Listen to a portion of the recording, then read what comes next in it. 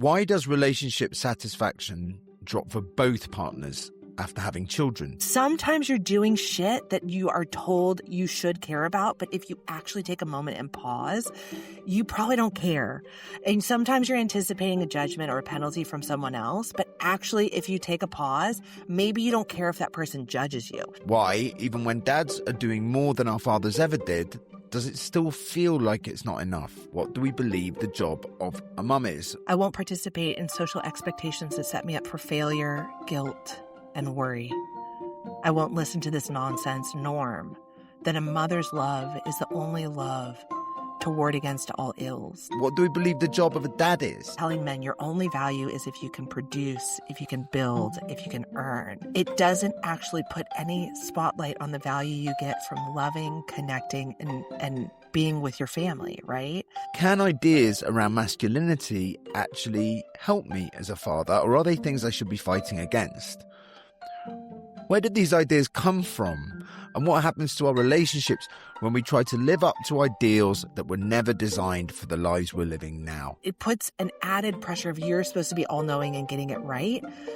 I won't buy into that expectation of parenthood because I don't think it actually leads to better outcomes in our kids. In this podcast, I talk to authors, academics, sociologists, gender experts, and parenting experts to understand what's really happening to couples after they have children and find out if there is a way to be a happier parent. Leah Ruppanner is the sociologist behind countless studies around gender norms and the mental load. She is the author of a brand new book in which she encourages us all to start to view our mental load capacity as finite and start to think carefully about where we're spending that valuable resource. We talk about standards and how they differ for men and women. We talk about counterintuitive but brilliant ways of deciding who does what in your home. And we talk about reassessing what our job as parents is in a way that makes being a parent magical and joyful rather than guilt-ridden and stressful. I hope you enjoy this episode. Every single study that I come across that I'm interested in that is connected to the work I do, to this podcast, has your name on it. Like, are we like, are our interests just exactly aligned, or are you like the hardest working sociologist in the world and your name's on all studies ever? Like, what's going on? Yes and yes. I mean, this is so clearly a yes and. Yes. I've written pretty much everything that has ever come out of sociology, and we're totally aligned. So the one that we connected over, the one that's made me famous, is what I referred to as the messy room study. Starts with this question, pushback from men, that says, women are just kind of obsessed neatniks. Yes, all right, they do more, but they're inventing work for themselves that doesn't need doing. Mm-hmm. And you asked the question, well, why would they do that? Mm-hmm. So, yeah, tell us what you did to find out about that. Okay. Thank you very much for all the love. I appreciate it. So basically, this is work with myself, Sabina Cornrich at NYU, and Sarah Thibault at UC Santa Barbara. And Sabina was in Melbourne, Australia, and we were wandering the streets. And he said, what's the one like social norm that you think would be the most interesting to tackle? And in that conversation, we were talking about this kind of messiness myth, like this idea that men are dirt blind, this idea that men can't just see the mess. Because we study housework a lot, right? And we hear what people think and how people respond to our work. And so there's kind of two comments that come through. One is like, isn't it just that men can't find the keys, can't see the dishes, can't see the mess, and their eyes are just different? So the first thing we wanted to do is like set out to test that idea empirically and see actually if that was true. And what we did was we showed people a messy room and a clean room, and it's the exact same room. And then what we did was ask them to rate it. How messy do you see this room? How clean do you see this room? And if men couldn't see the mess, they would see the messy room as clean, right? They would just say like, actually, it's a cleaner room. So the first thing that we found was like, this is total nonsense, right? Like, this idea that men can't actually see mess, they can't see the clutter, they can't see the dirt. It's not true. It's not empirically true. They look at the same room and they rate it as just as clean and messy. And so in this conversation we're having before we designed the study, we were like, well, if it's not that they can't see the mess, then why do women stress clean? Why do women feel anxious about the messiness of their house? Why do they, apologize? Like, I don't know if this happens in your household, but this happens sometimes. I do this sometimes where someone comes in and it's like, I'm so sorry the house is such a mess, right? Like they apologize for that as if they're solely responsible for the fact that the children have run like just created like piles of dishes, right? Like, I'm so sorry. And what we looked at is what are the penalties that people anticipate? So if you walk into my house and I'm a woman, this is where we manipulated the gender of the room. If you walk into my house, if I say to you, this house is actually Jane's room, or if I say to you, this house is John's room, how do you view that person? Like, how do you view them? And then how do you expect other people will view them? And one of the key findings we found was that, like, okay, men can see the mess just as much as women. So they're not dirt blind. So, like, let's knock that off. And then the second thing was that, like, if they walk into, even if it's a relatively clean home and it belongs to Jane, they're going to say, if someone showed up unexpectedly, a boss, a coworker, a relative, a neighbor, a friend, they're going to see that woman as less competent, less capable, less likable, basically less human, like less worthy. And so when women say to men, or you're in these fights where she's saying, like, I just am so worried because people are going to judge me for this. People are going to see me not as messy.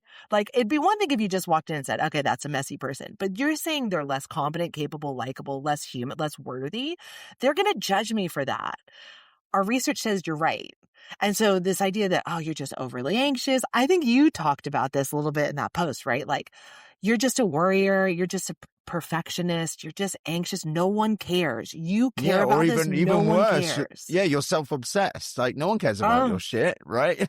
Just get over yourself. No one cares. Yeah. You're wrong, and she's right. I'm sorry to tell you this. You're wrong. That should be what this podcast is called, essentially. Right. You're wrong. She's right. You're wrong. She's right. And what's been really fun is we wrote this study for, we did this a while ago. Like, we published this a while ago, but it seems to have such traction. It's almost like it keeps coming around, which means people feel this or they intuitively know this. And this was what was so fun to watch about your post about it, right? Is like, women can intuitively feel this and they kind of get gaslit. Like, you're just being the center of the universe. No one cares. And then we say, no, you're right. Actually, you're going to get a penalty if someone shows up and they see the status of your house. And no, it can't be clean enough because they're going to judge you no matter what. So this is one of the things that I think has really resonated from our research with the public or with with women around the world and you and men around the world is like, you're not crazy. This is true. And even if you don't believe, this is the power of social norms. Even if you don't believe it, if you expect someone else is going to judge you for it, it still has power. So even if you're like, I don't care if my house is messy. If you think someone else is going to care, it can still alter your behavior, your feelings, and your emotions. And that's I think there's two things that have really struck me about that. One is like, what is the point of judgment and shame? The reason they exist in human animals is they make us act outside our own interests to do things which are kind of better for the group as a whole. That wouldn't work unless we were actually really good at predicting what we're judged for. And it turns out we're really good at predicting what we're judged for. And the counter, the opposite gender example of this is men saying, like, look, I can't ask for flexible working. I just can't. You don't understand. The woman's like, well, I asked. It turns out they're right. And exactly the same thing when men ask for flexible working, their personality traits are judged much more harshly because they're doing it. They're lazy, they're non-committed, that they're judged in a different way to women. So that's one point that we need to listen to each other when we're like, you've got to trust me, I'm being judged for this, because we know otherwise judgment wouldn't work. And then I think, that second point is really interesting. It's like, we also have to acknowledge that, okay, maybe we should fight against some judgments, but that is work. That is swimming upstream. And that needs to be recognized, that it's not an easy thing to do. All right, I can push it away. That's still energy, that pushing away. So you start with this study, and your conclusion is in some ways quite surprising, because it's like, this judgment does exist. It's not just that women have crazy standards. They haven't made them up out of nowhere. Mm-hmm. Everyone judges them for this stuff, and the study shows it's men doing the judgment as well as women. That's really important. Mm-hmm. Mm-hmm. And yet your conclusion is still, they should drop the standards. Mm-hmm. Tell us more about that, because I can feel pushback. Right. Well, I'm going to give you some pushback my wife's given about it, but yeah. I'm ready for it. I'm here for it. I'm going to respond to you, but I'm going to challenge like a little bit of what you said. So I'm going to respond to you, but I'll circle back. I promise I'll get to your question. It was interesting because you said, okay, we have these social norms, or you're saying judgment, right? Shame. And it's a way to get us to conform into behaviors that are good for the group, right? Why do we do this? Why do we even behave in this way? Okay, well, we're internalizing social norms from birth, right? And it's to help group cohesion. I'm going to say to you, I disagree with that. I actually think you're internalizing social norms from a generation that's passed, from a lifestyle, a family structure, a way in which we lived that doesn't exist today. You're like internalizing the norms from the Victorian era. Now, as a British person, do I need to explain to you what the Victorian era is, or do you think... You're welcome. God bless her. So this is what's going on. We have like this legacy. It's like we're still in this expectation that there's this public-private split, that, your public life is separate from your private life, that you have a caregiver at home, that we're supposed to be totally unencumbered workers, that we're supposed to be like 100% devoted to our work, and we're supposed to never have any distraction, and then 100% devoted to our families and have no distraction. And the world just isn't this way. The world doesn't operate this way. COVID blew it apart. It actually didn't blow it apart. It already didn't work. It just showed us in crystallization that like this idea that we're supposed to be like, we have no families, we have nothing outside of work, we care about nothing but being like completely devoted to our jobs, is just not the reality.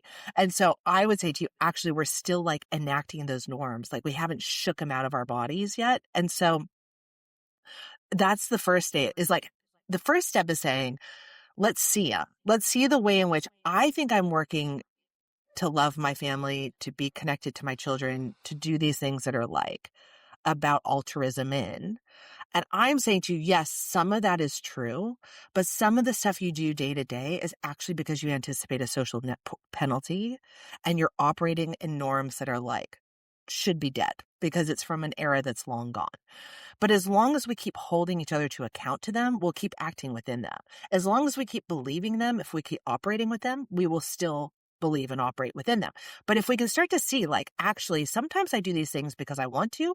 Sometimes I do these things because I love it. Sometimes I do these things because it brings me joy. It gets me closer to my family. It gets me closer to my goals. Those are the types of norms, behaviors, and actions and beliefs I want you to hold on to with dear life. Sometimes you're doing shit that you are told you should care about, but if you actually take a moment and pause, you probably don't care. And sometimes you're anticipating a judgment or a penalty from someone else, but actually, if you take a pause, maybe you don't care if that person judges you. Now, I know what you're going to say to me is like, but women are like, yeah, but someone's going to be mad at me. Yes. Someone's going to be disappointed in me. Yes. Someone's going to be upset with me. Yes. But you can't be everything to everyone. Women are socialized to be deferential, to be perfect, to be giving, to not make mistakes, to not take. And I want some of that nonsense to go away. I want you to keep some of that greatness, but only if it's aligned with where you really want to be and it's making your life richer and better. If it's not, I want you to pause, take a minute, and deconstruct. I'm going to say one more thing. You talked about social norms for men too. Now, we always think that social norms are bad for women. They're not. They're bad for men too. Like, patriarchy is bad for all of us, right? Like, and we have this research showing that if you live in a country where women have more power, men sleep better. They get more restful sleep. They're healthier, in part because the social pressure to be a breadwinner is so intense, right? Like this idea that you are supposed to support the family financially when, COVID comes, inflation comes, a war with Iran comes, like the whole global order gets deregulated. That's impossible to do. That's a huge amount of pressure on men. And we have a study where we actually looked at men who took caregiving gaps, right? We had really strong CVs for men. They went to the best schools. They went to the Harvards. They had the best jobs. And they had a caregiving gap for their kids. They were much less likely to be hired. The algorithm didn't like them. They didn't like them. And they were much less likely to be hired in tech jobs, right? In men-dominated industries.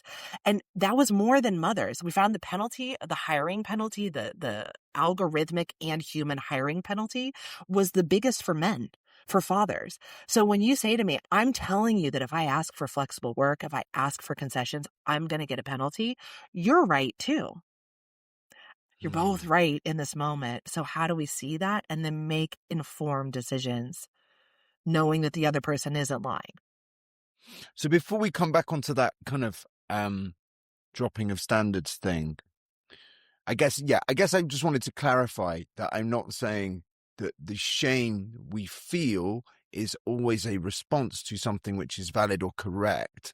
I'm saying the human ability to feel shame. Jonathan Haidt is really interesting on this. I think it was his second book, in The Righteous Mind. He gives the example of it makes no kind of sense for a man to go into battle. What you should really do is hide around at the back, right? Like, yeah, after you, mate. Like that is what you do.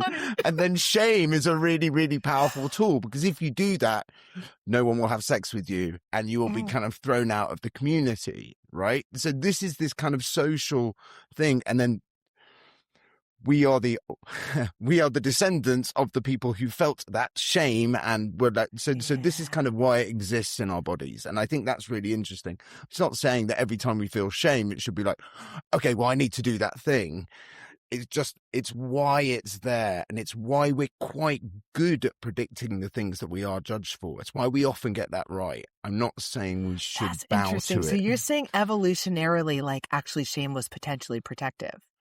It has a purpose. Yes. It has a purpose. Humans are, there's an animal, there's a monkey side, and then there's this side of us that the reason humans are the dominant species is because we can work together in massive groups, right? Which other animals can't do. And shame has a really important function in there, and which is why it's this kind of this big human problem. I'm fascinated by shame. Just before we come on to how can we think about what shame we want to accept and what shame we don't, there was something you said in there that really jumped out. There's an interview, I think she was called Julie, in the early pages. And it was like, I'm overwhelmed because I want to be a good wife. I want to be a really good friend. I want to work hard. And I want to be the person at work who everyone comes to. I spend a lot of time, she was a therapist, wasn't she? I spend a lot of time strategizing with my colleagues about their relationships and about their marriages, nothing to do with work, but it makes me feel good. And yet the combination of all these things that I would feel bad if I didn't do, that is overwhelming and I feel sick. Yeah. This is the problem, isn't it? We want to do these things individually. We feel bad if we don't. We feel good if we do. And now I want to puke. Yes. Yes. And this is really what your book's about, isn't it? It's how do we stay within this framework of the things that light me up without becoming overwhelmed? And one of the answers to that question is, you give the example of housework. Tell us about your relationship with kind of housework in your own home. Oh, I hate housework. Sorry. Just my relationship to housework is I hate it. I am terrible at housework. I am like a really, really bad cook. Like And people are usually like, no, I'm sure it's fine. But there have been meals that I have cooked for my family where my daughter is like, I am not eating this. And then my husband was like, I will eat this, but never, ever cook this again.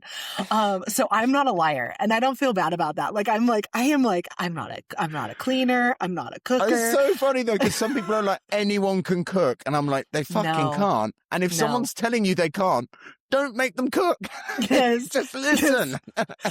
Just to be clear, I'm not fishing for compliments. I'm not like, it's not that moment where you go like, oh no, I'm sure you're great. It's like, no, I believe you. Yeah, we've all got different stuff we can do. Yeah.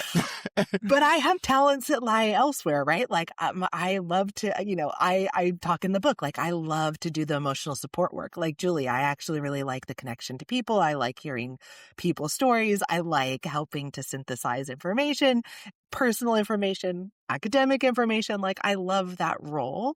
And so I don't feel bad about not being I don't do cooking and I don't do magic making. One of the things I want people to understand from my book is like, part of the reason why you feel so overwhelmed is that you're probably carrying 8 different mental load types, right? And you don't even know that. Like we haven't even brought that idea or that lexicon into the world. And so one of the things I talk about is like, part of the reason you even be able to have a good conversation with your partner is because he doesn't know it and you also don't know it. But once we start to understand that you are doing 8 different types, like you're doing the physical work of emotional supporting your spouse, partner, kids, coworkers, neighbor down the street, fill in the blank, but you're also doing the mental load to that. So it's like this physical work that you're doing plus the thinking work, plus the cognitive labor, plus the mental load, all stacked on top of each other. And so for some people, it's about getting clear on what it is, when you want to hold it, when you need to drop it, what you're duplicating, what does the stacking look like? And this is your point of like, is it just getting an idea of this is a lot of stuff we're doing and we need to simplify? And the answer is yes. And we'll talk about that later. I have no doubt. But the other thing that happens is if you can't, because I've said this to people like, okay, you just got to get clear, right? Get clear on who gets your energy, get clear on who's on the field, get clear on what you're carrying. But one of the things that I hear from some people, often women, is like, are you joking? I can't drop any of this. Like I have aging parents who I'm worried are going to die, or I have a child who is neurodiverse and I'm worried about what's going to happen in their world and their safety, or a kid with an extreme allergen. I can't drop this. And me saying to you, drop it, is obnoxious. And I'm saying that back to your listening audience. I know some of this you can't, and you are living at that edge of burnout because the risks are too high. If that's your circumstance and you're like, I can't, then the answer is when you need rest, you need rest. You deserve the recovery and the rest and the downtime. Because the other thing I heard from a lot of women was like, but I can't rest because actually that's selfish and I need to be giving to the family. And there's a million other things that are going on in my life that need to be done. And when I'm sitting there watching Bridgerton or watching some sort of trashy television, Bridgerton's not trashy, but The Circle, I'm feeling guilty about that. I'm feeling bad and I feel guilty and I'm thinking about all the things that I need to do. And so one of the things I'm asking you to do in this audit is to get really clear on what actually credits you, what replenishes you. And then you deserve to have that time. That time is sacred. It's going to come back to my cleanliness standards.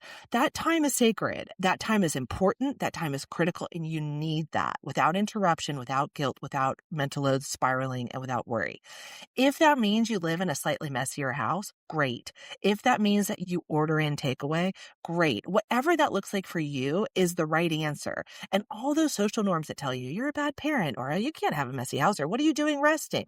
Or if you're not 100% invested in your kids, you're actually not doing a good job. That stuff we have to quiet because that's at the detriment of you. We can't be living these lives that are busier now than ever before, more complex than ever before, with mental loads that are heavier than ever before, and also then feel awful about resting, taking time, or whether we brought like a store-bought cupcake to the bake sale. Like it can't be both at the same time because it's all at the expense of our health and well-being. And you are too important, precious, valuable, purposeful for this world to be burnt out about frozen cookies versus homemade cookies. No, we reject it. We reject it no more, no longer. All right, go. Your when you thoughts? say it like that, it really strikes me that there's a big section in your book which is about finding your values, right? What are the things that I care about, that I like? Why am I here on this earth? You like helping people, you want to help people, you move through the world with kindness. Actually, when you said it then, what came to me was, this is actually about finding your value. And what women are doing, and I'll come on to men in a minute because it's really interesting, is finding that value, as you said at the beginning, in being all the things and helping everyone do everything and constantly working for other people and looking after other people. And what you're saying is, you've got to find the belief that you inherently have value, even when you are saying no to people, even when you can't do all these things, you're still awesome. And I think what was amazing about the I don't know if you've seen Louis Theroux's Manosphere documentary on Netflix. It's huge over here. A lot of people, I thought it was great. A lot of people are really upset that it hasn't covered just how damaging those Manosphere guys are to women. But one of the things that was at the core of how they get boys to kind of buy into their misogynistic philosophy was a core truth that basically men don't have value in this world unless they earn it or make it or provide it. And I think that's something that we feel deeply. And you've been told the only value you have is in looking after people. It's not a bad one. It's still completely overwhelming. Whereas I've been told the only value I have is in how much I can earn or build or possess. And the antidote for both of us is self-worth, isn't it? I got chills when you said that, because I think it's really nicely said, right? And you can see, I mean, I know you and I have had conversations about this outside of this too, but like the incredible value men get from being caregivers, from being connected into their children. We heard this across the mental health interviews too, right? So we have papers looking at this, but like what it negates, what that telling men your only value is if you can produce, if you can build, if you can earn, is that it doesn't actually put any spotlight on the value you get from loving, connecting, and being with your family, right? And what a loss. What a loss for your kids, what a loss for your partner, what a loss for all of us. Like, we lose out when we tell men that their caregiving is not valuable, or that they don't do it well, or we don't need it. And then we lose out on women's talents in the opposite direction when we tell them your value is caring for other people, caring with other people, being there with, like, that's their value. And it's like almost like if everyone could just come a little bit to the middle, right? Like if we could all just like, if we could do like turn the volume down here and turn the volume down here, and then kind of end up in the middle. I think that's where the magic is, because that's where the magic is. I mean, I'll say to you too, like, one of the things I hear, having talked about these issues a long time, is like some people love to be, caregiver, like home with the kids and doing the crafts, and that's great. And that should be genderless, right? If that's your purpose, awesome. Full stop, right? Like that's it. But the fact is that we see sorting of people by gender into different groups. And then it's like, how much of this is actually your own agency and how much of this is socialization? And that, right? I'll give you an example, right? Which is my brother at Christmas, fucking Christmas. I know you hate kind of Christmas and you're not going to do any magic making for Christmas. But, his wife was like, I really want to help out. I know you guys are hosting. Our kids are older. I can do something now. What can I do? And I was like, do you know what? We're rubbish at desserts. Can you make a dessert? She was like, great. Ed said, he's like, she's been stressing and going. She's never made a dessert. She's never cooked anything. I'm like, well, why did she say that? And she was like, because in her head, she's brilliant at it and she's Mrs. Claus. And it's part of the thing that like, she's supposed to be baking cookies and stuff. She has no skills in that area whatsoever. So it's kind of like, it's really hard to differentiate between these two things of like, oh, I like doing that, or I should feel I like doing that, right? It's hard work. Absolutely. But the problem is that there's no one wants to show that they aren't good in this way. Like if you're told that from birth that you're supposed to be really good at the magic making and bringing the family together and connecting people and cooking and baking and then all of a sudden you have to reveal that you're the one who's not, but everyone else is. Just because we're using the expression a lot, just give the definition of magic making. Oh, thank you. Okay. So magic making, this is a mental load category, right? And so magic making is the emotional thinking work you do. So mental load is emotional thinking work you do to keep your work, life, and family running. It's not just thinking work. I know you had Allison Damager on the other day, who is a superstar, and you should read her book, What's on Her Mind. But she's coined this idea of cognitive labor. So cognitive labor is your thinking work. Mental load is your emotional thinking work you do to keep everything running, work, family, and life. It's the difference between thinking like, I need to bring cookies and I'll just bring cookies. I go to the store and I buy cookies versus I need to bring cookies for the holiday celebration and actually everyone needs to love it and it'll be special because the dessert will come out and then it'll be the moment where we're all a little bit laughing and jovial. It's like a different level. Starting to think about whether people will enjoy it, whether it will ruin the holiday, whether someone has a food allergy, whether that person, that you start to do all of this thinking work that is more emotional to make sure that people we love are experiencing love. Magic making is any of that emotional thinking work you do to carry on traditions and create special moments. This was the most divisive category. So when I would talk to people about this, the magic making, people either loved it. It was like, I love the elf on the shelf. I love the holiday traditions, or they absolutely loathed it. That distinction that you make between the cognitive load, right, which can apply to a work situation, and what you're saying there with your definition of mental load, I think in the book you use the example of toothpaste, but is that the reason the mental load spirals and adds up and is more emotional is because it's about the people you love and it's about the people you care about most in the world. And this is this inherent difference. And I think that's really interesting because particularly one of the bits of pushback I get back from men, more and more of us now run our own businesses, but there's more and more entrepreneurs around. And actually the cognitive load around that is endless in the way that family life is. And it's kind of panicky because a lot of the time you're not just thinking about your job, you're hustling to get more work, right? Yeah. But it is different, isn't it? Because it doesn't have this direct impact. I know men are going to be like, if I don't make money, it impacts everyone. Yes, but it doesn't have this direct impact on the well-being of the people that you're responsible for in the same way. And that makes it different. I'm going to say something a little controversial. I actually think I want people to start thinking about the mental load as the emotional thinking work you do to keep your work, life, and family running. So the book Drained I wrote is really kind of this from the research and based on the experiences of parents. But I'm going to say to you, I actually think you do a mental load to work too, right? Like when you say, actually, wait a minute, I do this thing, I run my own business, I have this range of thoughts that are going through my head.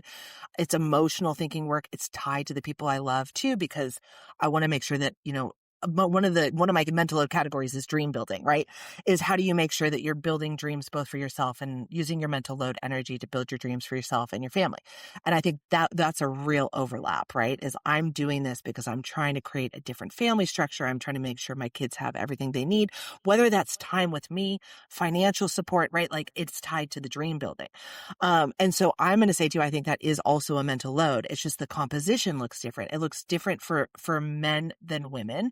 And for men, when you're doing the dream building around your career, that's tied to a social norm that says you need to be a breadwinner. Well, you said you need to be a builder, a maker, a earner. So it's aligned. It's perfectly aligned. And so what I want you to start thinking about is your mental load is something everyone has. Everyone is carrying an emotional thinking work to keeping everything running. The composition will look different based on the time of day, the time of year, the life stage you're in, and it'll fluctuate. And once we start to understand what is burning through our mental load energy, because it's not infinite, it's finite. Once we understand what's burning through it, we can get a little bit clearer on the spend, and we can be much more clear on what is worth our energy, what is worth our mental load energy, and what's not. And this is kind of what I'm asking the world to do. Like, think about this like your blood pressure. What's your mental load like right now? What is it like in 5 minutes? What's it like in 20 minutes?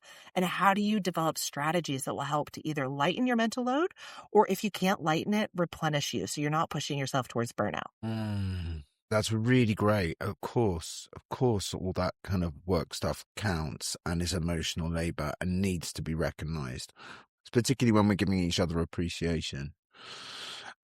There was something that leapt out at me when you were talking there about work and men. It came up in 2-3 different ways in the book, but basically that it was about alignment. It's that men's mental load at work aligns with being a good family member, and actually for women it's in conflict, which was fascinating. And it was like, obviously that's true. Whereas we're like, no, I'm doing this for you. We're saving up for the trip. This is brilliant. I'm working hard. Whereas for women, that's a very different feeling. It's like feeling selfish for working, basically, which is just so different to how it feels to be a man. 100%. It's totally aligned with values and expectations and norms, right? There's something that happens in that transition into parenthood, right? In that moment in which you transition into having your first child, where these norms get activated.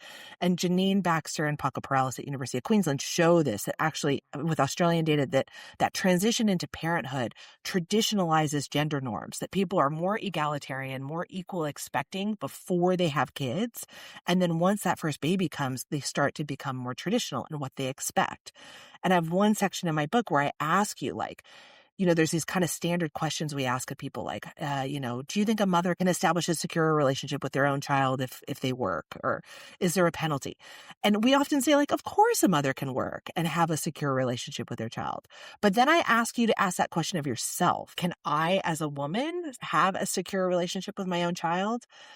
You might say something different. You might say, no, my child needs me, or I need to, the way we think about others versus ourselves. And then what does that mean for the relationship to the dad? What does that mean when we first start off? Because that's the key moment. There's a lot of sociological research shows that transition into parenthood, everything's pretty equal until that moment. And it's real. That's a big shift in housework time, employment time, childcare time. It's a catalyst point. I often think about these key pivot points where women make big decisions that have big consequences for them long term. And how do we make sure that they are armed with the best information? They can make the same decision, but I want them to have all the info before they do. And that transition into parenthood, that first child moment, is one where women make decisions and men make decisions that lock them in long term. And if they may make the same decisions, that's okay. I'm not here to tell you what's right or wrong, but I want you to know that's a moment where things start to transition and shift. I'm just going to read a bit, actually, from your book. Eric's description of his experience was a theme I'd seen across my interviews. Fathers had maintained their biggest and wildest dreams, and they didn't feel guilty about this. In their minds, if they did more, the family benefited. In contrast, mothers had sacrificed their dreams, giving less to themselves because they believed what was necessary for their family to have more. The majority of the time, they were unaware of this gradual progression, ambitions fading like sandcastles that had slowly eroded into the sea. Got a little bit poetic there, didn't you, Leah? What can I say? Beautiful. Thank you. So a little tear there. That doesn't capture what I see. What I see from my friends at the moment with young kids isn't a woman saying, my family needs me, so I'm going to give up on my dreams. The way that conversation happens is, I want to be at home with this child. One of my best mates, Steve, I've a few times I'm like, mate, are we going for a run on Friday? We used to run every Friday. I can't at the minute, mate. We went for dinner the other night and he's like, I'm basically working twice as hard. I'm gunning for this promotion because Nat she doesn't want to work. She's over it. And that's like, I just want to be with Ines. That framing in her mind isn't, I'm giving up on what I want to sacrifice myself. That isn't how it looks. I think that is how it may feel retrospectively. And I think this is what we're talking about, the same thing, right? It's this moment where it's like, actually, no, I'm a mum and this is where I want to be. And then I just think a lot of the time we talk about this as this kind of external pressure, which it is. It's just the way it's being voiced is a desire and a choice. I'm going to challenge you a little bit. I mean, yes. Yeah, go. I'm going to challenge you a little bit on this. Yeah. I think one of the challenges for mothers who are living in the UK, mothers who are living in the US, mothers who are living maybe in Australia, I mean, there's a theme about these countries. I don't want to blame you all. I'm sorry for blaming you all, but here we go. Let's see. Any mothers living in Canada? Okay, I'll keep going. Yeah. Is that basically the transition into parenthood is incredibly isolating, right? Like that there's an expectation that you are supposed to be solely responsible for everything, that the childcare is limited, difficult to access, and expensive. Work is long hours, and there's an expectation that you're supposed to be fully switched on. And so I think two things are happening simultaneously. Like that moment of time, and parental leave is limited, right? You all have a new parental leave policy that includes fathers, right? It's coming. Working very hard towards that at the dad shift, and I'm working with those guys, and looks like we're getting somewhere. That's beautiful.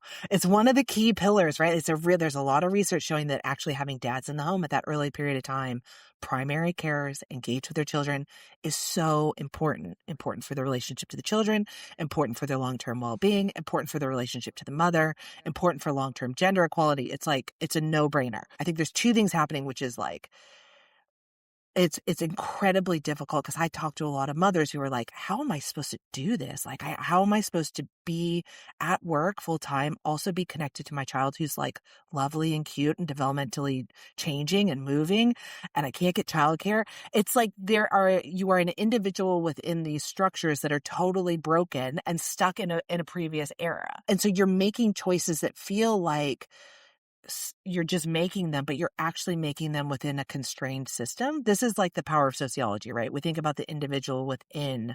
Using sociology as your superpower.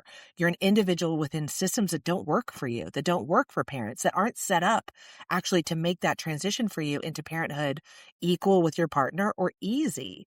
And so when you try to step back into your quote unquote old life, it feels really hard. And how do you do that? Because it's hard to get childcare. Your partner's working long hours to try to make up for the fact that you have lost earnings, right? There's no paid parental leave.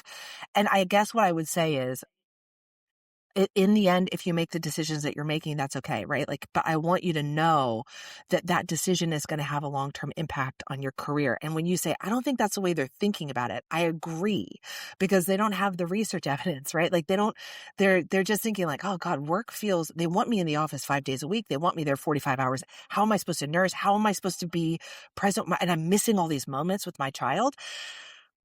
It doesn't have to be that way. Like, I know I'm saying like the world doesn't have to be that way. And in other countries, the world isn't this way. But for in these countries that are like the ones you and I live in, right? We've set this up to say like, suck it up, figure it out, turn to the market, get your friends to do it, drop out of your job and have your partner do more. And that's not a fair choice. That's not an unconstrained choice. And everyone's making rational decisions in an irrational system. That's what I want to say. Right. Everyone is making rational systems in an irrational system.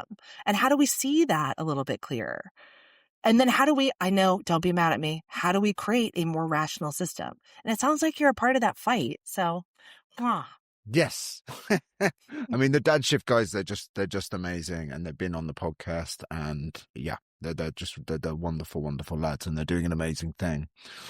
I want to talk, because it's really connected to that. You've challenged yourself about the role of mother and what that means. I wonder if you could just read that section from the book, because this is a huge piece.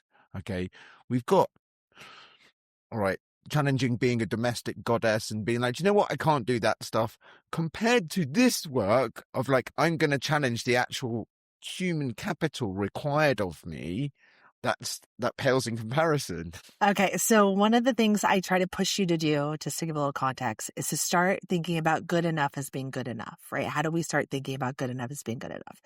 So for those of you who are interested, here it comes from drained, reduce your mental load to do less and be more. Get ready to have your life changed. I don't think being a good mom is measured by my daughter's success. I don't buy the idea that's been sold to us since birth that I, as a mother, am solely responsible for the happiness and success of my child, or that her achievements are a reflection of my efforts as her mother and overall value as a human. I'm a key player, of course, but I'm not the linchpin for her life. The world is too complex for me to hold all the cards. I won't participate in social expectations that set me up for failure, guilt, and worry. I won't listen to this nonsense norm that a mother's love is the only love to ward against all ills. It's a norm that has been packaged and repackaged to make us feel incomplete. I won't let these ruin the magical experience of being her mom. I want my daughter to build her life in a way that showcases her unique talents, and I am there to be her biggest fan on the sidelines. I want her to create a team of adults, friends, and family who can guide her through various challenges she is facing and turn to them for advice. I want her to have many ideas, solutions, and supports around her, of which my voice and my ideas are just one. I will pick her up when she falls, but her falls are life lessons, and I don't want to remove these. I am not a bad mother if my daughter does bad things, and I'm not a good mother if my daughter does good things. I don't carry guilt around my parenting decisions, nor a huge amount of worry work driven by what ifs, shoulds, and musts. I am here to love, support, and celebrate. She is here to live her own life, make her own mistakes, and grow. Using sociology as my superpower, I see that my job as a mother is one of many that I will carry across my life. And these roles are equally important to creating my best life. There is less pressure on getting this one thing, motherhood, right, because I know it won't be perfect, and we are all going to be okay.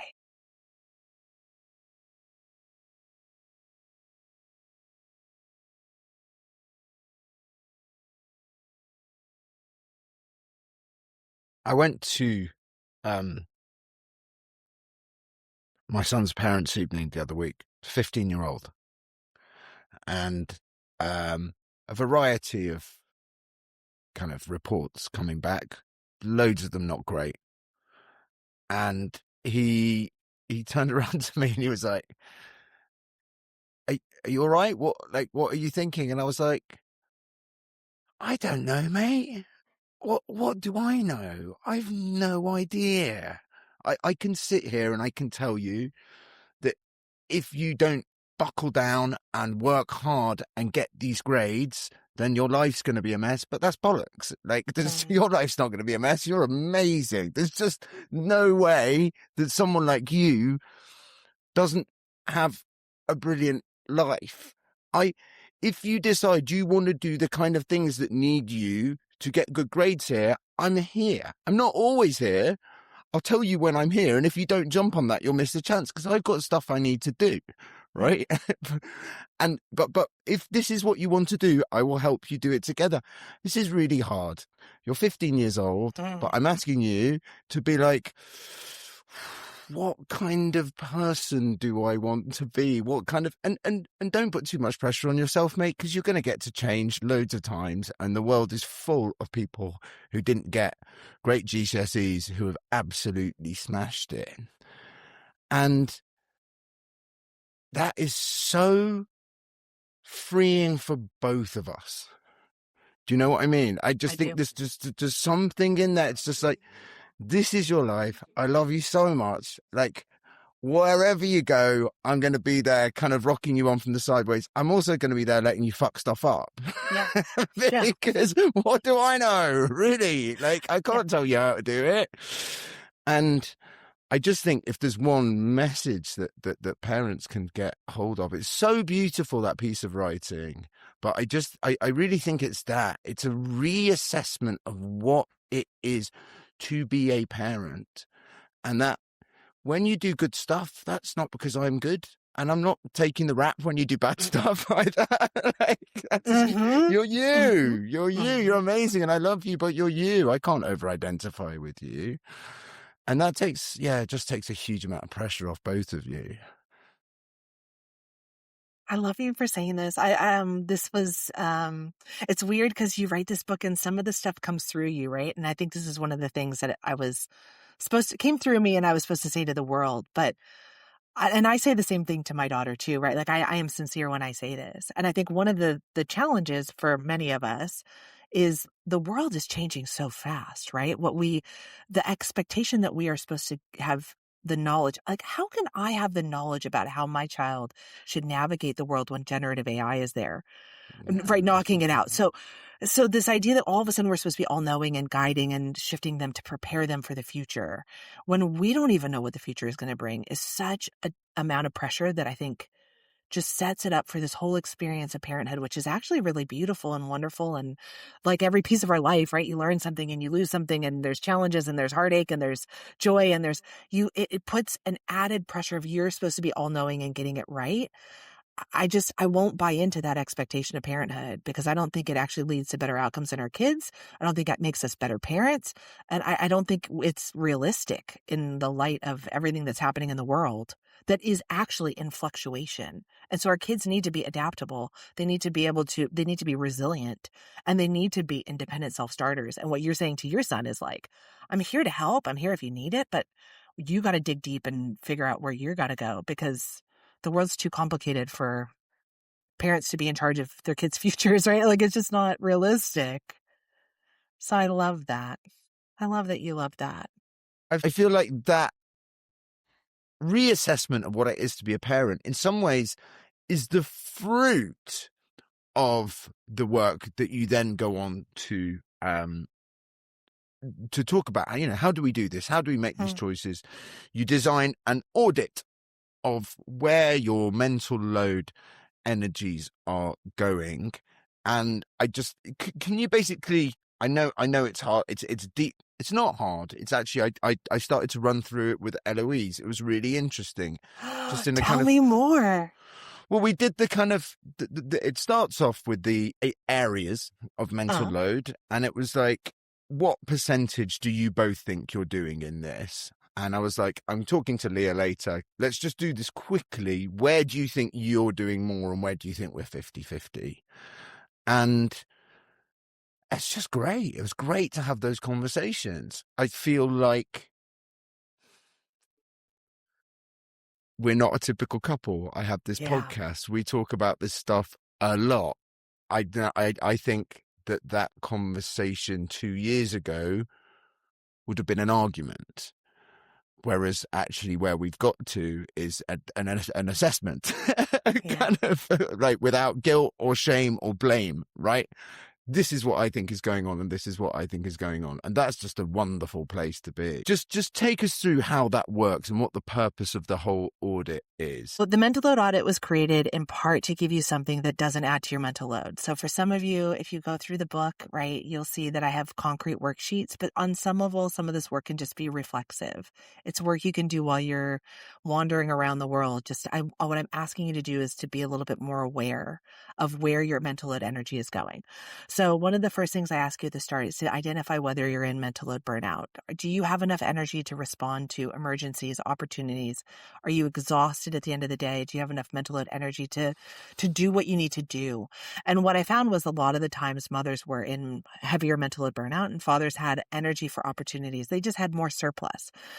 Then what I ask you to do is start to think about your mental load and where it's going. Just be an observer in your life. Now, you talk about the fact that you as the male partner in the couple brought this to your spouse, right? And I think what a lot of women do is that's going to create a fight. And you even said this, right? Like in another time, this would create a fight. So you can either do this with your partner or you can do it on your own in terms of your own introspection, self-reflection. So thinking about where is your mental load going and what percent is going to each kind of category. And then to start think about how much it costs. So sometimes we do things that are little and they don't cost us a lot. But if you stack them up and you do a lot of little things, they can be a big debit. It's like, I want you to start thinking about your mental load energy much like your bank account. Are you spending in $1 increments? Are you spending in 50s? Are you spending in 100s? So where is it going? What's the cost? The next thing is to start to figure out, is there duplication? Are there things that you're carrying that actually you shouldn't be carrying because you're both carrying them? Because that's one of the ways to get in terms of reducing your spend. And are there things that you're doing that actually bring you joy? Think quickly with an example of the duplicate. The couple where they both worried about whether the doors were locked and the house being secure at night. And it's like, oh, well, you don't need to worry about, I'm worried about that one. So just having that conversation. It's like, honestly, I'm terrified about that. So you don't have to be like, boom. I will be vigilant. Right. Yeah. Okay. Sorry. Yeah. Go on. Yeah, exactly. So one of the things to start thinking about is like, actually, you might be doing something because you got assigned it from the beginning, but you might not actually like it. And one of the things that I found was the LGBTIQ plus couples, they were much more likely to be fluid with the chores, with the housework, with the mental load, with the childcare. They took turns. They traded it back and forth between each other. And so this is one of those things where you start to think about, what is the cost of this to me? And if my standards are high, right, does it cost me more? But what would it cost him to do that? So you start to get clear on the costs, because you might actually want to reallocate some of this labor from between each other. So once you have a clear idea of where your mental load energy is going, what is it doing, what are the costs, then I ask you to start to align with your values, align with your goals. I ask you to start dreaming as though you had no children, no mortgage, no job, nothing going on in your life. What do you want to do? What do you want to create? Part of this is to help women in particular get their dream building muscles going, because a lot of them have atrophied. A lot of them have disappeared, not because just slowly, right? Slowly over time when you're putting everyone else before you and you end up at the bottom of the list. Get clear on your dreams. Get clear on your team. Not everyone can be on the field at the same time. You may have 1 million people you're giving your energy to. And then start to align your mental load spending with your dreams, your values, and your core people. I just am asking you to be strategic. Now, if you're listening to this without even opening the book, just start thinking about, my mental load energy is going here. Is that actually aligned with who I want to be, where I want to go, my core people that I love? And if not, can I drop it? Can I drop it? Can I reduce it? That's so my first step. What you had on that first step, so you did the areas, and then as you called it team there, but then you were like, let's do people. And it was really interesting that the guy was like, yeah, wife, kids, my parents sometimes see my mates now and then. And then the woman just started this like list of like every like family members, parents of kids, school friends, people in the book. And it was just like drip, energy. The and dog, it really the made sick me dog. think. And this and it really made me think, right? There's this last week, Eloise turned around on Thursday and she was like, I'm like, where are you going tonight? And she was like, I'm going for a drink with Shauna. And Shauna's like one of my oldest friends. And I was like, right, why are you going? She was like, oh, she's having a really rough time at the minute. Did you know? And I was like, yeah, no, I did know. I just told Shauna I didn't have time to see her. But Eloise doesn't have more time than I do. And so it's, when we look at that bank account thing, I've not looked after my friend, and I've ended up withdrawing from Eloise's bank account. Oh, that's so interesting. And I do it with my parents. Like I'll get a message from my mum, and I'm like, right, I'll get back to my mum in a minute about, they're of an age where any piece of admin, they're like, now we could get the 5 o'clock train, or we could get the 6 o'clock, but the 6 o'clock's too late. So I thought, well, don't tell me about the trains you're not going to fucking get, Mum. Anyway, so I'm just like, I'll come back to this later. If I don't deal with it, ping Eloise, It goes to her. we were going to get the 6 o'clock train. We were going to get right. So it's just, again, it's like, we've got to be aware of the other person's bank account. And when we don't look after these people, then it gets withdrawn from them. I was just That is so interesting you're saying that, because it's like a spillover, right? It's actually like, yeah. And it's interesting because the men would say, like, the fathers would say, like, okay, emotional support, relationship hygiene, which is like what you're describing, right? Emotionally supporting people and then maintaining the relationships. Yeah, my wife does that. And often it goes to her, right? And the women would say, like, the mothers would say, like, I'm doing it. But you're actually saying something interesting where you're saying, my choice to compartmentalize, to prioritize, actually has this spillover effect to her. It's withdrawing from her account. And so so I guess I'm asking, do you think about that as like, I need to be more attentive? Like, okay, now that you know that, what is the response? Yeah. I think I know that this isn't my decision to compartmentalize this. That's not just my decision, right? I've got to take into account the fact that people love my wife. They love her. And she is one of those people who really, really helps people.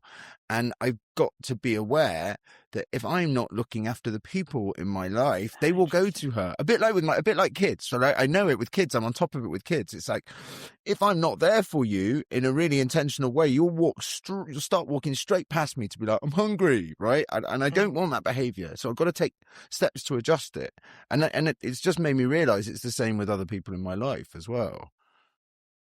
Can you keep me posted on, like, I love this? And then I want to know if you start to, because I think a lot of women know this intuitively. Become a people pleaser. Tell me about the dishwasher and the swear jar, the mental load swear jar. Okay, so one of the things that is very clear is that some of these tasks have different values for different people. So we talk about, I give the example of like getting really clear on the cost by using coins. And again, this is something you can find from the Better Life Lab of America's BLLX website. But how do you articulate the cost of something? So I have participants who've used it, and one of the things they describe is like, for me, the cost of dishes everywhere or having the house messy is like, I'm going to use American coins, so I'm sorry, is like a quarter. But for him, I don't know, it's like a pound, right? That's right. You don't have to translate. We were watching enough American telly. A quince. A quince pence. Farthing. Yeah. Forgive me. A quarter. I'm We'll really stick with quarter. It's fine. Thank you. I'm sorry that we have culturally colonized the world. But thank you. So they talk about like, okay, for me, this is a quarter, but for him, it's like a penny, or it's 5 cents, right? It's a 5-cent piece. Like when we understand that, when you understand that actually the costs can be significant for me, but they're actually really minor for you. Or maybe the kids might actually enjoy doing this. I think one of the challenges is that mothers have stepped into a lot of this work without negotiation. Or let me say it this way. Mothers have stepped into a lot of the mental load work without negotiation. This was one of the questions we actually asked in the interviews. How did you, as a couple, negotiate your mental load? And people would say, what? Like most of our interview participants would say like, what? Wait, what? We talked about who would take care of the kids. We talked about the housework, but we never talked about the mental load. And so this is one of those ways to articulate both the activities that everyone's holding. So you can make the invisible, because that's one of the things we've argued in our research. It's invisible. You can't see it being done. You might be doing the mental load right now while listening to this. And I can't see that. It's invisible. How do you make the invisible visible? By using the coins to quantify it. And then how do you understand the costs? And in this, the one couple that did this, they start to trade. And then all of a sudden, when it's his responsibility, when I go, the dishes are now his. If the dishes are lying around the house, this is what was described by that woman in this example. It's like, it's not my problem anymore. I don't have to care about that. I don't have to monitor this. That's his responsibility now. And I think that will be freeing for some women to both reallocate and then not care. And you can tell people it's really his fault. I think it's really important to highlight though that it wasn't instant. So she talked about why the dishwasher and the dishes for her was a quarter. For him, it was only 5 cents. She grew up in a family where her mum used to lose it. She said, and when I say lose it, she used to lose it right? When there was a single bowl out. So what was interesting is then he's like, okay, I'm going to take on this thing which causes you kind of this 25 cents worth of sense because it doesn't bother me as much. Usually what we do in families is we do it the other way around. It's like, you really care about this. It stresses you out. Obviously, this is your department. But then what she said was the first week was really tough. Really tough to not be in control, to not have a job. And it took a while to internalize that's not mine anymore. And but then so I think you've got to get through that tough bit. And I'm just thinking of where that I thought this was great because there's so many things in our house that live with my wife because she's the one who cares and gets stressed about it. And that makes the whole thing unfair. And I'm sure that's the same in every household because, as you said, right from as we started with the messy room test, if women are judged, of course, the whole thing is more stressful to them. Yeah. So then if where we go from there is, well, it's your job then, love. Like, we're all in a mess. Actually, this makes a lot of sense. It's really stressful to you. It's not to me. I'm going to do it and I'm going to get good at it. And I'm not that emotionally attached to it. So it won't be as hard. I love this. And it doesn't bother me, right? So I can do this thing because it doesn't bother me. I love this as a way to help equalize. Can I ask you a question? Yeah. Okay. So one of the things that I was asked in another interview was like, how do you get people I'm just curious. I'm going to check this. Do you think I'm right? Do you think I'm right now? How do you get people to have these conversations with less conflict? Because I know many of the women who consume this kind of stuff or listening know that the minute they start to come into this, they're having less it creates a fight, right? One of the things I said that comes through the audit is like, my answer to this is start with your goals and your dreams. You as a woman, start in the conversation with, here's what I really want to do. Here's where I really want to go. How do we get there? And ask from not the, what are you doing? Is it enough? Why are you not doing this? But here's where I'm trying to go. How do we as a couple? And the audit asks you to get clear on that. Asks you to clear on your goals. How do you, given the work that you do, the conversations you've had, the evolution in your partnership you've had, what do you think about this as a starting point? Did you say, here's where I want to go? Correct. Yeah. I think that's amazing. I think that's so powerful. I think there's something in Eve Rodsky. She was the first guest on my podcast. She was like, when women find their unicorn space, their husbands are, she's just like, it's so cute. They're just overjoyed. It's like watching teenagers when they're first dating. They're blown away when they see their wives living kind of to their fullest within their passions. They love it. We love it. We really do. It's just never occurred to me before of, look, it's like, look, I really, really want to do this thing. What tends to happen is the opposite, right? It's like, I never get to go to the gym because you're always. Rather than, do you know what? I've got this dream of getting really fit or whatever it is. Like, can you help me make that happen? Can you? And look, this is a bit pathetic, but then you're casting me in the role as a savior. You know, do you know what I mean? Of course, my lady. You know, and it's like, and we love that. I think that's a great strategy. Yeah, I'm going to do a post about that. Okay, thank you. And I'll say to the audience, like, the audit helps you this is why I keep pushing women to get clear on their dreams, where they're going. It could be, I need to go to the gym and I want to get fit. It could be, I want to start a business, but actually I really need some exercise to help me de-stress, right? How do we do that?